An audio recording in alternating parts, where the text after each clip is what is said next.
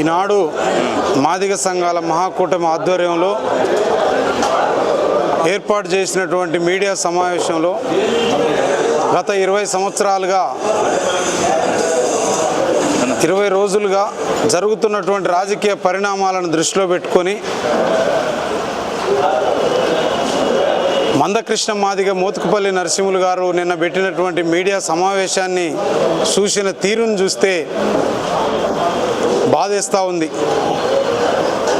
మాదిగ జాతిని 30 ఏళ్ళుగా అడ్డం పెట్టుకొని 30 సంవత్సరాలలో అధికార పార్టీలకి మాదిగ జాతిని శత్రువులుగా చూపిస్తూ తన స్వలాభం కోసం జాతిని అడ్డం పెట్టుకొని ఉన్నటువంటి ఒక పక్క మందకృష్ణ మాదిగ గారు, మాదిగ జాతిని 30 సంవత్సరాలు మందకృష్ణ మాదిగ రూపంలో అడ్డం పెట్టుకొని తెలుగుదేశం పార్టీ నుంచి మొదలుకుంటే అనేక పదవులని అనుభవించినటువంటి మోతుకుపల్లి నరసింహులు గారు ఒక పక్కన కూర్చొని వీళ్ళే మాదిగ జాతి ఉద్ధరకుల లెక్క, ఎంతో మాదిగ జాతికి వీరు సేవ చేసిన వారి లెక్క నిన్న మాట్లాడుతూ ఉంటే బాధేస్తూ ఉంది. మీరు 30 సంవత్సరాల్లో మాదిగ జాతికి ఏం చేసిరో చర్చకి రావడానికి సిద్ధమా? మీరు మాదిగ జాతికి చేసిన ద్రోహం గురించి చెప్పడానికి నేను సిద్ధంగా ఉన్నా.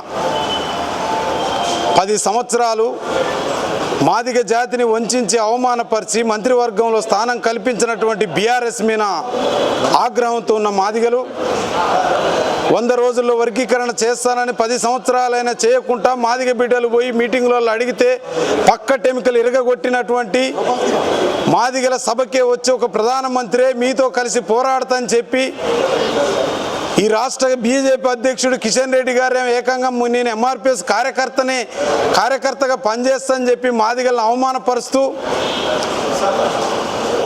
ఇన్ని రకాలుగా వంచిన ఈ 2 పార్టీలకు వ్యతిరేకంగా కాంగ్రెస్ పార్టీని రేవంత్ రెడ్డి గారి నాయకత్వంలో మాదిగ జాతి అధికారంలోకి తెచ్చుకుంది.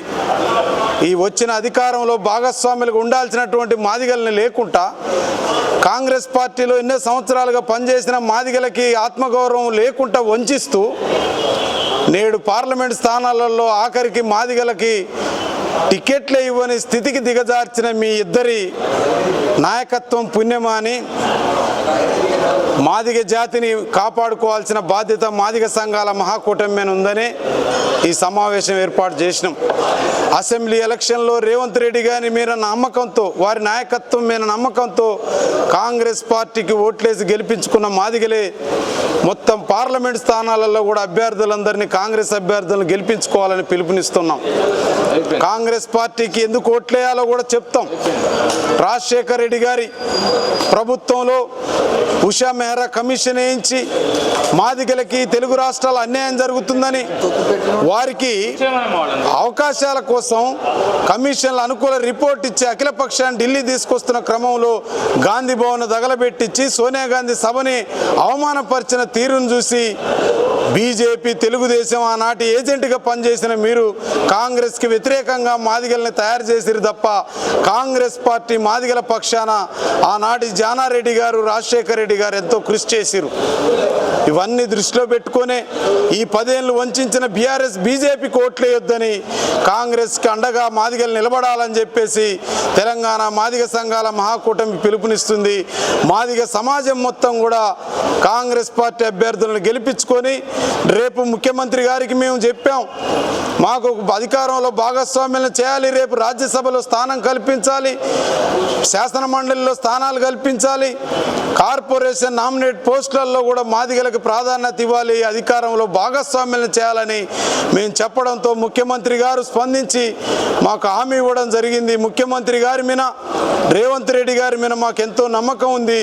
భవిష్యత్తులో మాదిగలకి సరైన ప్రాధాన్యత వస్తుంది, మాదిగల చిరకాల కోరిక ఎస్సీ ఏబిసిడి వర్గీకరణ జరుగుతుందనే నమ్మకం మాకుంది. కనుకనే సంపూర్ణ మద్దతు మాదిగ సమాజం మొత్తం కాంగ్రెస్ వైపు ఉందని తెలియపరచడానికి ఈ యొక్క సమావేశం ఏర్పాటు చేసినాం.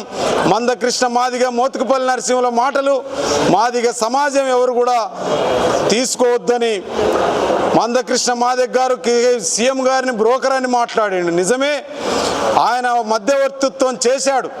ఈ యొక్క నియంతృత్వ కుటుంబ దోపిడీ బీఆర్ఎస్ ప్రభుత్వాన్ని ప్రజలకు మాదిగలకి దూరం చేసి ప్రజాపాలన అందించాలని తాను చేసిన మధ్యవర్తిత్వాన్ని దాన్ని బ్రోకర్ అనొచ్చు, మధ్యవర్తిత్వం అనొచ్చు. కానీ 30 ఏళ్ళుగా మాదిగ జాతిని వంచి అవమానపరిచి మాదిగలను అడ్డం పెట్టుకొని ద్రోహం చేసిన మాదిగ జాతి ద్రోహివి కదా నువ్వు ప్రమాదమా, రేవంత్ రెడ్డి గారి ప్రమాదమా?